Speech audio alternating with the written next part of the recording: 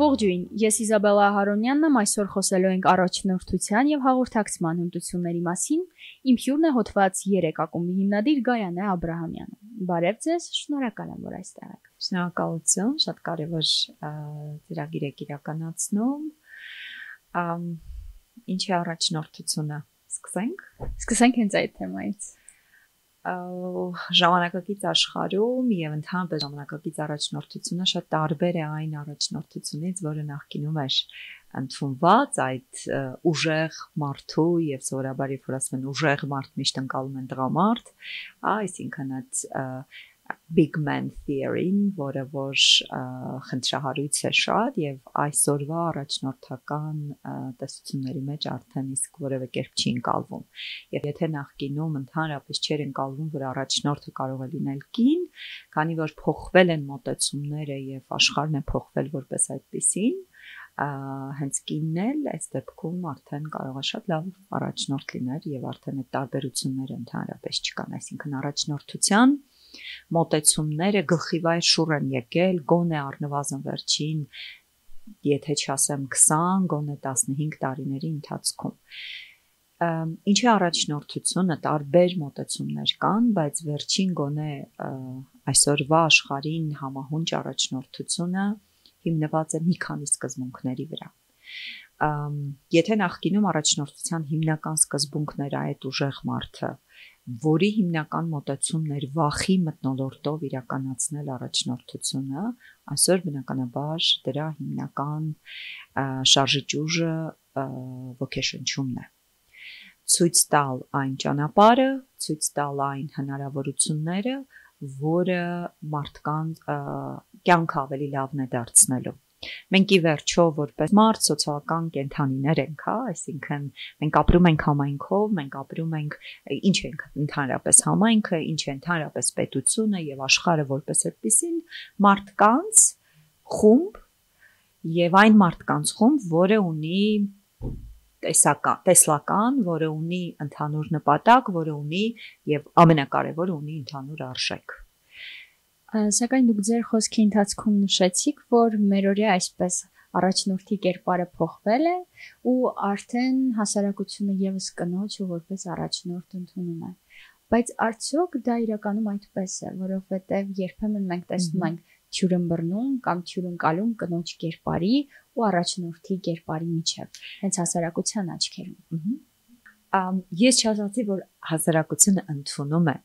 Ես իրականում շեշտեցի, որ արդեն իսկ այդ մոտեցումը, որ ուժեղը պետք է եւ կարող է լինել առաջնորդ, որևէ կերպ այլևս նորորյա աշխարհում դա տեղին չէ, այսինքն դա չի գործում ուղղակի, որովհետեւ նույն այդ ուժեղի վախի վրա հիմնված մոտեցումը եւ որը բրգաձև էր, այսինքն վերևում կանգնած էր առաջնորդը եւ ներքևում իրեն հետևողները, իր հետևից գնացողները եւ եթե այդպես շատ կտրուկ եւ նաեւ հենց այն մոտեցմամբ ասենք բառը կիրառենք ոչ թե հետևորդները, այլ նաեւ ենթակաները տվյալ իրավիճակում այո եւ այդ հասարակության մեջ բնականաբար այո կնոջը որպես առաջնորդ դժվար էին ընկալում քանի որ փոխվում է մոտեցումը բայց դա դեռևս չի նշանակում որ հասարակությունը ինքը մոտ փոխվել է աշխարհը փոխվել է աշխարհի ընկալումները փոխվել են եւ պետությունների որտեվ սա կիրառելի է շատ ավելի ոչ ժողովրդավար պետություններում եթե մենք ընդունում ենք եւ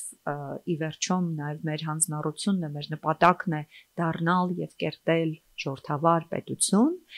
իսկ մենք որպես պետություն որևէ այլ ընտրանք մեծ հաշվով չունենք, Հայաստանի ամենակարևոր ներուժը ինչն է, մարդը։ Եվ այդ մարդը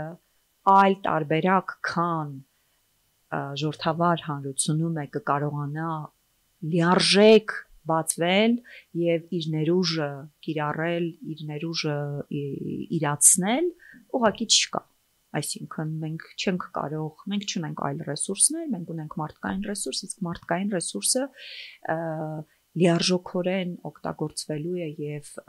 կիրառվելու է եւ նպաստելու է պետության զարգացմանը միայն ժողովրդավար հանրության եւ իրավունքների պաշտպանության ընդհանուր համատեքստով։ Առաջնորդը այլևս այդ վերևում կանգնածը չէ, առաջնորդը ընդհակառակը ներքևում է, որի վերևում են եւ որը պահում է իր հետևորդներին կամ իրեն վստահորդներին, հա, եթե այդպես կարող ենք ասել։ Այսինքն մոտեցումը այնքան գլխիվայր է շուռեկել,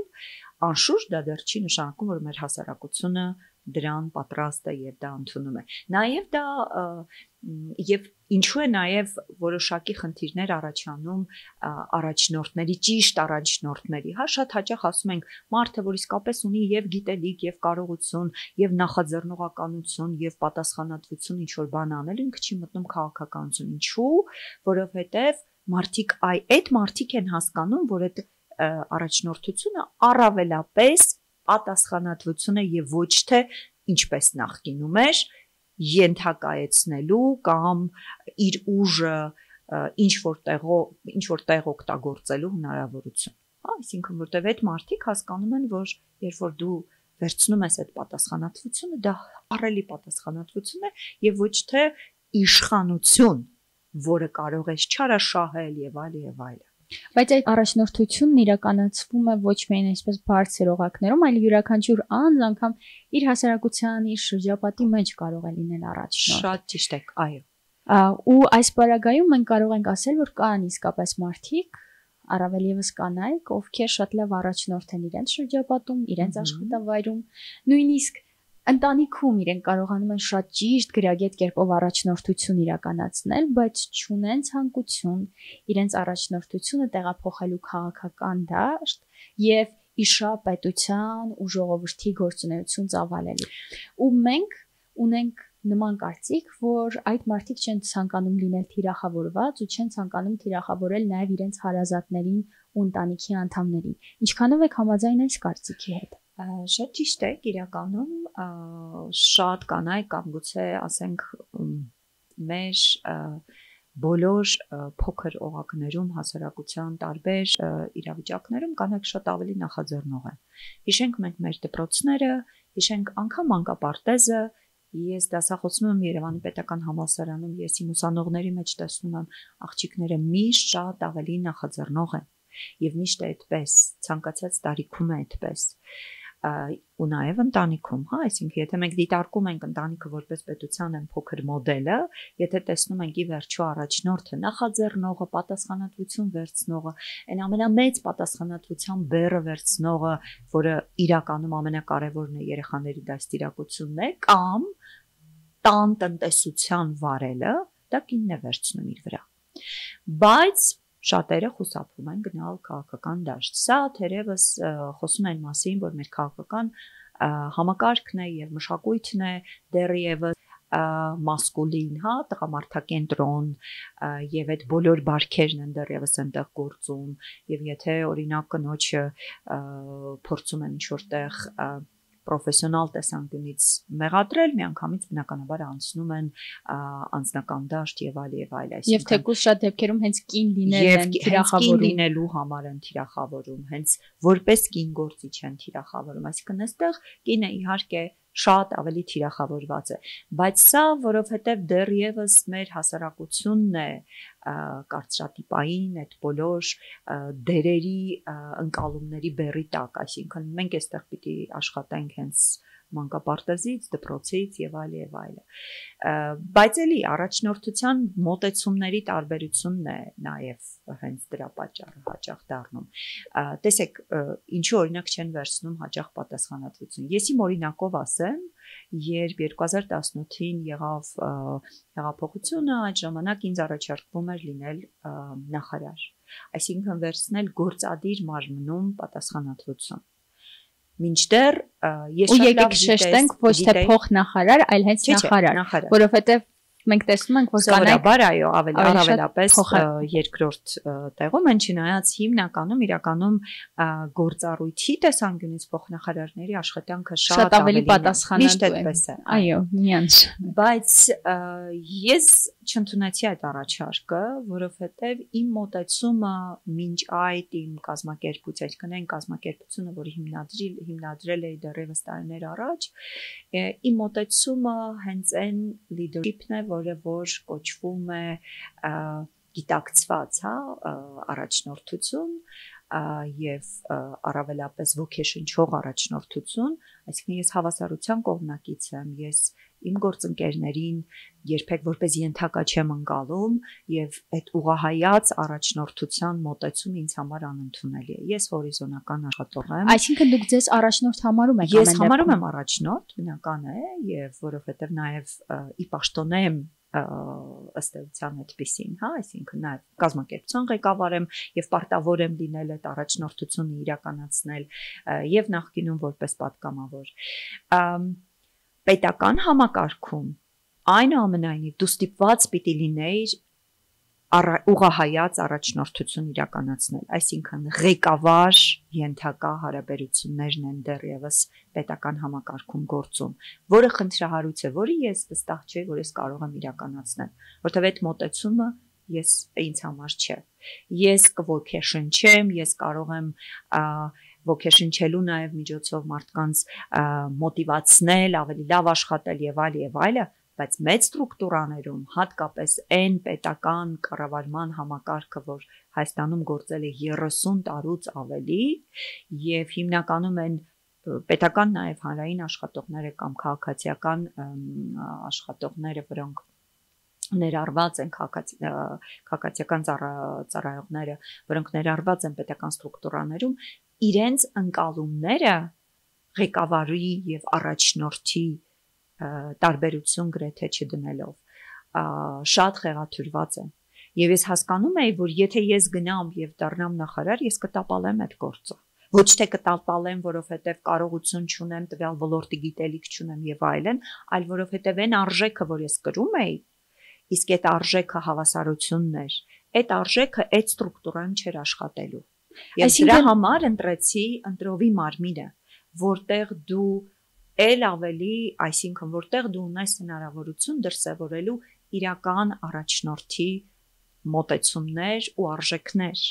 ցույց տալու, որ մենք բոլորս հավասար ենք, եւ ես ձեզ կարող եմ մոտիվացնել, ոգեշնչել, ցույց տալ այն արժեքը, որով ես ուզում եմ ինչ որ տեղ հասցնել մեր պետությունը, իսկ այդ տեղը մենք քննարկել ենք համատեղ, հա, այսինքն այդ ամբողջ process-ում նաև ընտրությունների ընթացքում քննարկել ենք համատեղ եւ դա ժողովրդավարություններ, հավասարություններ, մարդու իրավունքների պաշտպանություններ եւ այլն, ես դրա գիտելիք ունեմ եւ ես կարող եմ ձեզ առաջնորդել, բայց ոչ ղեկավարել միայն, հա, այսինքն այս տարբերությունը մեր հասարակությունը հաճախ դեռ չի ընկալում եւ մեր պետական համակարգը դեռևս կառուցված է այս ուղղահայաց եւ խիստ հիերարխիկ հարաբերությունների վրա։ Կարող ենք այստեղից տալ հետեւյալ որակավորումը, որ դուք փորձեցիք խուսափել կամ վախեցաք լինել առաջինը ու փոփոխություն մտցնել համակարգում։ Ես ճիշտ գնահատեցի այն ժամանակամիջոցը, որում հնարավոր էր դա անել, իսկ դա արագ չէր արվելու։ Մինչդեռ ակնկալիքները շատ մեծ էին։ Եվ խնդիրներն էին չափազանց մեծ։ Այսինքն ես հասկանում էի, որ եթե ինձ տրված էր լինելու օրինակ մի քանի տարի խնդիրներ եւ ահռելի կուտակված խնդիրներ, որ օր առաջ պետք է լուծվեին տվյալ ոլորտում եւ մինչեւ դու փոխեիր այդ մոտեցումը, կառավարման ձևը ամբողջությամբ եւ ընդհանրապես առաջնորդության ձևը, դու ուղղակի չէիր հասցնի մյուս գործերը անել։ Սակայն համաձայն եք, որ այդ շատ հարմար, ճակերտավոր հարմար ժամանակը միգուցե երբեք էլ չգա, երբ այսպես ասած պարարտ հողը կա ստեղծված գործունեություն իրականացնելու։ Այսինքն, եթե քաղաքականություն, եթե պետական կառավարում, ուրեմն խնդիրներ, որոնց մեջ պետք է ուղղակի կարողանալ այսպես ճիշտ ուղին գտնել ու տանել դեպի լուծման։ Համաձայն եմ, բայց դրա համար էլ ես հասկացա, որ պետք է սկսել դպրոցից։ Եվ դրա համար վերադարձա նորից հասարակական կառույց եւ այն հիմնական աշխատանքը, որ մենք հիմա իրականացնում ենք դեռահասների, ավագ դպրոցի եւ ավելի երիտասարդ, այսինքն ուսանողների հետ, որովհետեւ հասկացա, որ շատ բան պիտի ուղակի հիմա սկսես սերմանել այդ արժեքները, որպեսզի հետո հենց այդ նույն ուսանողները, երբ որ կգնան պետական համակարգ, իրենք իրենց ղեկավարին արդեն չեն ընդունի որպես ղեկավար, եւ իշխանություն կրող ինչ որ մեկին, այլ կընդունեն որպես առաջնորդ։ Պետք է գնալ եւ փորձել ավելի grassroot, հա, ներքևի ոլորտում աշխատել, որքան էլ դա դժվար չէ։ Այսինքն որքան էլ կայտակղությունը մեծ է միշտ, մի անգամից վերցնել բան, ղեկավար պաշտոն եւ փորձել այնտեղ ինչ որ բան փոխել, բայց գիտակցելով, որ դա անհնար է, որովհետեւ դու ունես 200,000-ից ավելի մի ամբողջ պետական համակարգում ներգրաված աշխատողներ, որոնց ընկալումները տարիներ, տասնյակ տարիներ շարունակ խեղաթյուրվել են եւ իրենք ընկալում են, որ օրինակ առաջնորդին լավ կլինի շողոքորթել, որովհետեւ այդ տարբերակը ինչ որ կերպ ավելի առաջ գնալու եւ այլ։ Ես կարելի ասել այսպես բան, հա, մի տեսակ բիոլոգիապես ուղղակի չեմ կարողանում տանել, երբ որ այդ շողոքորթումը իրականացնում է։ Եվ ես հասկանում եմ, որ այս իրավիճակում այն առաջնորդը, որ ընկալվում է եւ որի ընկալումը դեռևս մեր հասարակության մեջ առկա է, ինձ համար ուղղակի ընդունելի չի։ Բայց եթե մենք հույս ունենք, որ ինչ որ ձևով փոխելու ենք այս մոտեցումները, պիտի սկսենք այո երիտասարդների հետ աշխատանքից, որը չնայած որ գայթակղությունը այո մեծ էր լինել պաշտոնյա, շատ ավելի հեշտ էր լինել պաշտոնյա, չնայած այն մեծ պատասխանատվության բեռը եւ այլը, բայց ամեն դեպքում ես որոշեցի, որ պիտի գնամ եւ սկսեմ ներքևից։ Եկեք խոսենք հետեւյալի մասին, որոնք են տարբերությունները ղեկավարի եւ առաջնորդի միջեւ։ Առաջնորդը միշտ չի, որ լավ ղեկավար է լինում։ Այս տարբերությունը նաև մենք տեսնում ենք մեր պետական համակարգում։ Օրինակ, նույն վարչապետը շատ լավ առաջնորդ էր փոխության օրերին, բայց շատ վատ ղեկավար է ընդհանրապես որպես կառավարման մենեջեր, որտեղ դրանք տարբեր մոտեցումներ են, դրանք տարբեր մեծ հաշվով տարբեր հմտություններ են։ Այսինքն առաջնորդը իր մեջ կառավարում չի ներառում։ Ենթադրում է, որ պիտի ներառի եւ շատ լավ կլինի, որովհետեւ կառավարումը այնուամենայնիվ պետք է սովորել, դա գիտելիք է, դա հմտություն է, այսինքն նրանք բոլորը soft հմտություն, փափուկ հմտություններ են։ Առաջնորդությունը ինչ որտեղ նաեւ մարդու բնավորությունն է, բայց կրկին հնարավոր է քո մեջ այդ ամենը ներարկել եւ սովորել եւ այլ, բայց դա նաեւ հաղորդակցման հմտություն է, այդտեղ նաև առկա է ընդհանրապես մարդկանց ոգեշնչելու հնարավորություն, որը կապված է նաև խարիզմատիզմի հետ, որտեղ այդ խարիզմատիկ լինել չես կարող սովորել։ Խարիզմատիկ կարծում եմ կամ կաս կամ չկաս։ Ինչ որ չկան մեխանիզմներ կան, որոնք կարող են մարդուն էլ ավելի խարիզմատիկ դարձնել եւ այլը, որոնք էլ կախված են հաղորդակցման հմտությունները զարգացնելու հետ։ Բայց առաջնորդ լինելը բայց նաև կախված է արժեքային, այսինքն այդ ներքին հուզականություն, հա, intelligence-ի հետ է կապված, այսքան դա հուզական ինտելեկտ կոչված, հուզական ինտելեկտ, որը երբեմն անգամ որը հնարավոր է, այսինքն որը պետք է զարգացնել եւ որը չափազանց կարեւոր է լավ առաջնորդ ունենալու համար։ Այսինքն, այսպես հայ, եթե շատ այդպես պարզունակացնեմ, որտեղ իրականում շատ ավելի խորն են ընդհանրապես դասավորությունները այս ընկալումների, առաջնորդությունը առավել արժեքային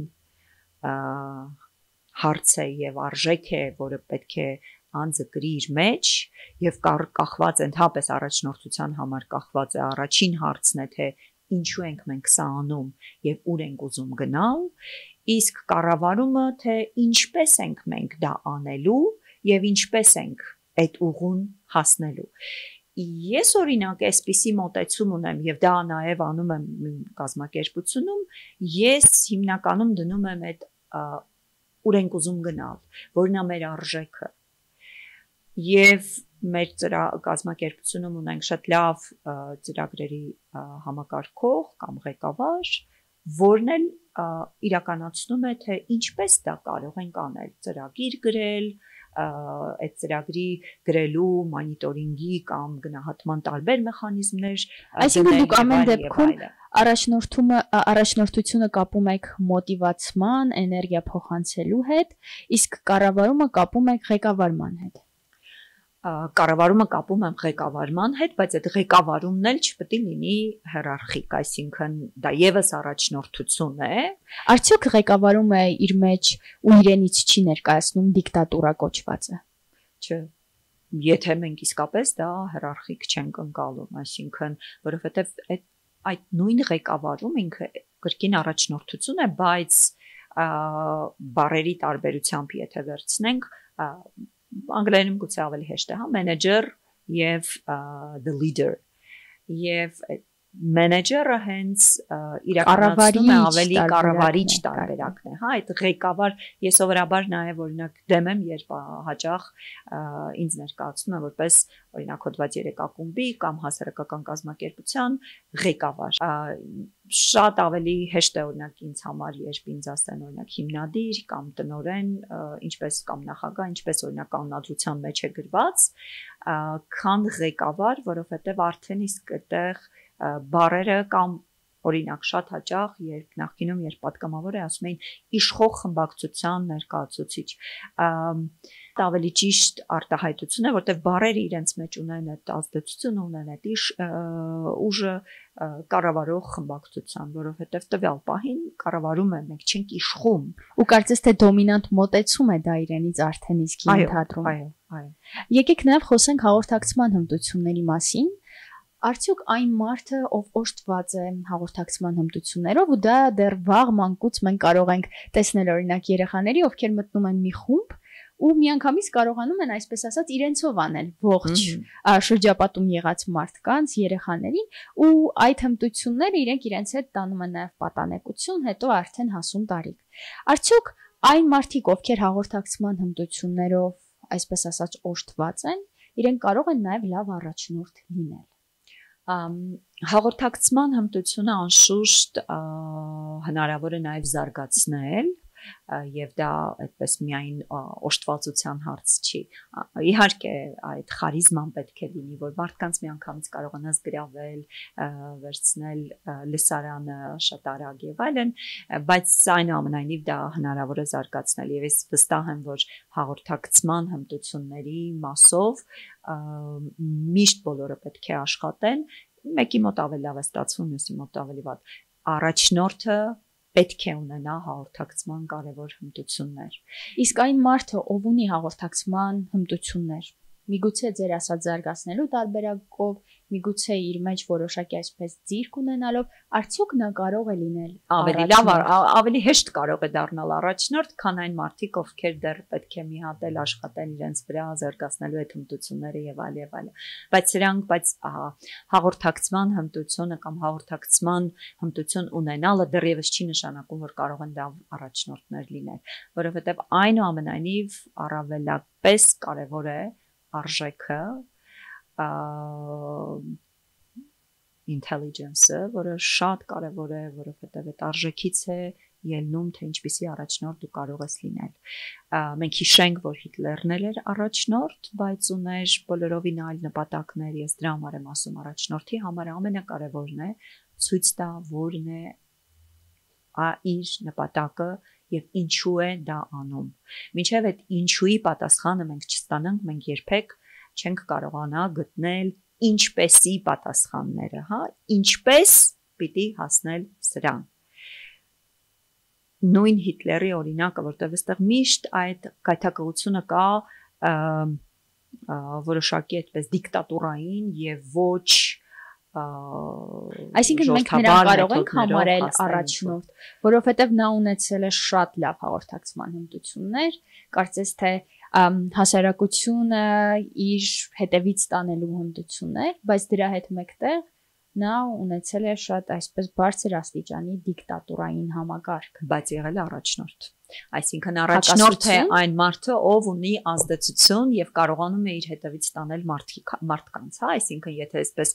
զուտ սահմանումը տանք եւ հարց է ով է լավ առաջնորդ եւ ով է վատ առաջնորդ եւ այդ լավ ու վատը արդեն կախված է իր նպատակներից